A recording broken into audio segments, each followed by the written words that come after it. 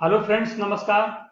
Trading हुनर channel में आपका स्वागत है। आज हम इस वीडियो में आपको बताएंगे ग्रेफाइट इंडिया लिमिटेड के Q4 FY20 के रिजल्ट्स के बारे में। तो आइए शुरू करते हैं ये वीडियो। दोस्तों, यदि आपने अब तक हमारे चैनल को सब्सक्राइब नहीं किया है तो प्लीज हमारे चैनल को सब्सक्राइब कीजिएगा और बेल आइकन को प्रेस कीजिए। सबसे पहले मैं आपको ये बताना चाहता हूं कि ग्रेफाइट इंडिया लिमिटेड भारत की उन दो कंपनियों में से एक है जो स्टील इंडस्ट्रीज के लिए, आयरन इंडस्ट्रीज के लिए इलेक्ट्रोड्स बनाती है। ये बहुत ही इंपॉर्टेंट कंपोनेंट है। जब स्क्रैप का यूज होता है स्टील बनाने के लिए तो इनके जो इलेक्ट्रोड्स हैं उनका यूज होता है।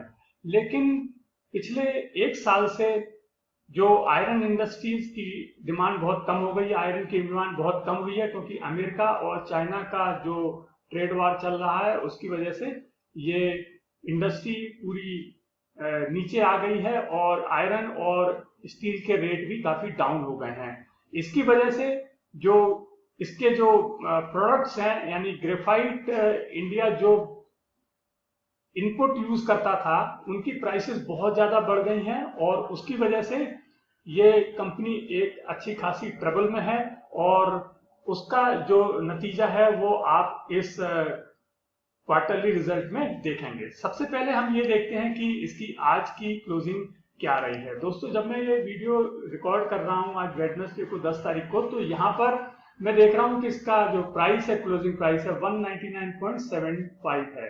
तो ये लगभग 2% के करीब नीचे आज ट्रेड करके बंद हुआ है।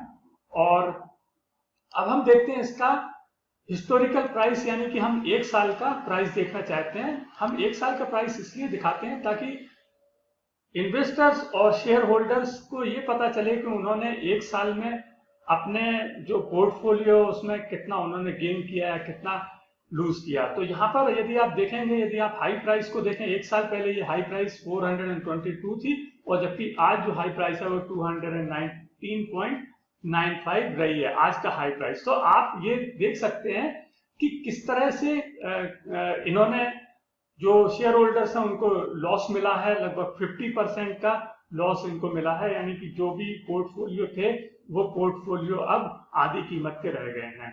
तो ये था कुछ जानकारी, बेसिक जानकारी इस शेयर के बारे में बताने की। दोस्तों, अब हम आपको ले चलते हैं अर्निंग्स परफॉर्मेंस, यानी कि Q4 के रिजल्ट के एनालिसिस को। हम इसको 3 भागों में करते हैं, जैसा कि आप देख रहे हैं, रेवेन्यू, एबिटा और प्रॉफिट। हम इन तीनों को बारी बारी से लेंगे और उसके बाद में हम इनको समराइज करेंगे कि ये कंपनी के रिजल्ट किस तरह से रहे हैं। तो आइए शुरू करते हैं।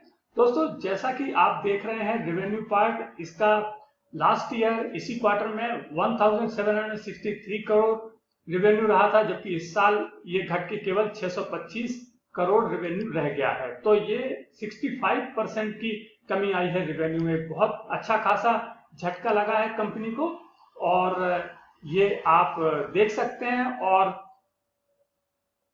कि 64.55 एग्जैक्ट टर्म्स में इसको लॉस हुआ है इस क्वार्टर में। अब हम देखते हैं इसका दूसरा पैरामीटर जो हमारा है वो है एबिटा का। यहाँ पर हम देखेंगे एबिटा लास्ट ईयर 877 करोड़ थी इसी क्वार्टर में और अब इस साल ये है नेगेटिव में 6 करोड़। तो आप देख सकते हैं कि पूरा ये लॉस है और इसको कैलकुलेट करने की कोई जरूरत नहीं है, क्योंकि जितना भी लॉस है ये पूरा लॉस है, क्योंकि ये प्रॉफिट का उसमें कोई फिगर है ही नहीं। तो आप कह सकते हैं कि ये बिल्कुल नीचे आ गया है। अब हम एबिटा के बारे में जो थोड़ा सा और जानकारी प्राप्त करना चाहते हैं, तो इसमें इन्होंने बताया है कि जो ईयर टू ईयर बेसिस में इनको 21.88% का एबिटा इनका खत्म हुआ है और ये जो लॉस है वो दोनों में है, इनका ग्रेफाइट और कार्बन दोनों इनके रेवेन्यू सेगमेंट है, उन दोनों में इनको हुआ है।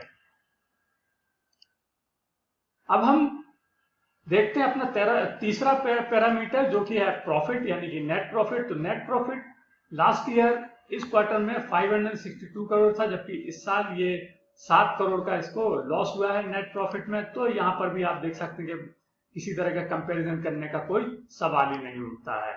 और जैसा आप यहाँ पर देख रहे हैं, बहुत ही खराब क्वार्टर रहा है, और खराब क्वार्टर क्या बल्कि ये पूरा साल जो है इस कंपनी के लिए बहुत ज्यादा खराब रहा है। इसकी वजह से जैसा मैंने आपको दिखाया था कि ये कंपनी के जो प्राइस है पिछले साल की अपेक्षा वो 50% के करीब रह गए हैं। अब हम दोस्तों देखते हैं इसकी एक समरी, जहां पर आप देख रहे हैं कि रेवेन्यू 1763 करोड़ से 625 करोड़ रह गया है, तो इसने मार्केट एक्सपेक्टेशन को मिस किया है। इसी तरह से एबिटा 877 करोड़ से 6 करोड़ का लॉस हुआ है, तो इसने भी मार्केट एक्सपेक्टेशन को मिस किया है। साथ में प्रॉफिट भी 562 करोड़ से 7 करोड़ का लॉस में गया है, तो ये भी मार्केट एक्सपेक्टेशन को इसने मिस किया है। तो इस तरह से आप कह सकते हैं कि ये मार्केट एक्सपेक्टेशन को इस कंपनी ने पूरी तरह से मिस किया है, और एक बहुत ही ज्यादा खराब प्रदर्शन इस कंपनी ने किया है। अब हम अंत में एक चीज और देखना चाहते हैं कि किस तरह से यहाँ पर ट्रेडिंग हो रही है इस शेयर में। तो मैंने यहाँ पर 6 दिनों का जो ट्रेडिंग डाटा है 2 तारीख से लेकर 9 तारीख तक का मैंने डाटा लिया हुआ था, तो आप देखेंगे कि इसमें 5 जून को, क्योंकि इसका जब रिजल्ट आया था 8 जून को, तो 5 जून को इसमें सबसे ज्यादा ट्रेडिंग हुई थी।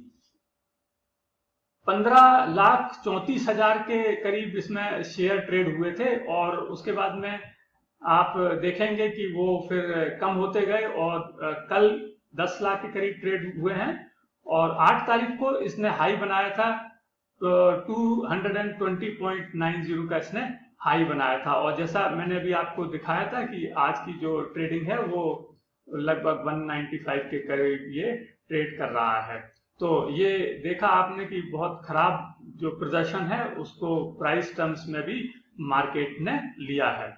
अब एक नजर थोड़ा सा हम इसके कुछ फंडामेंटल्स की ओर देखते हैं, और देखते हैं कि इसका शेयर होल्डिंग पैटर्न कैसा है। तो दोस्तों इसका शेयर होल्डिंग पैटर्न बहुत ही अच्छा है। ये जो कंपनी ने मात खाई है वो केवल और केवल मार्केट की वजह से, क्योंकि स्टील इंडस्ट्री की हालत बहुत खराब है।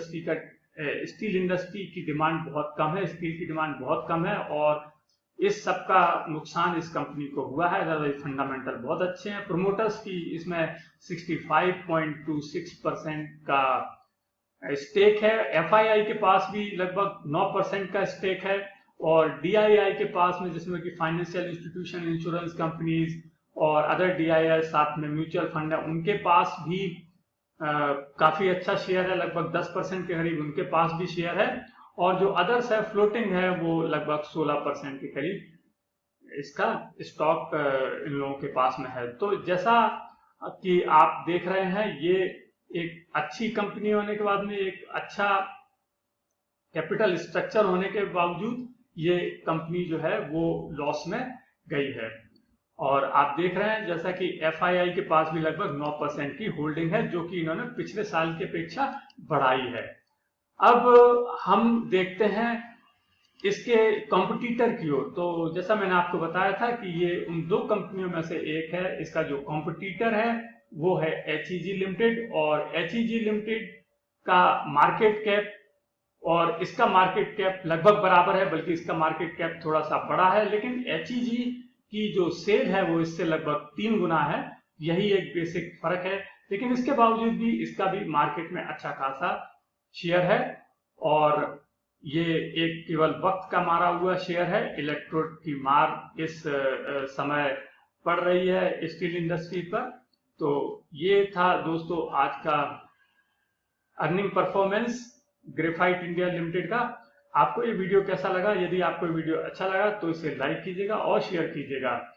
यदि आपने अब तक हमारे चैनल को सब्सक्राइब नहीं किया है तो प्लीज हमारे चैनल को सब्सक्राइब कीजिएगा और बेल आइकन को प्रेस कीजिए।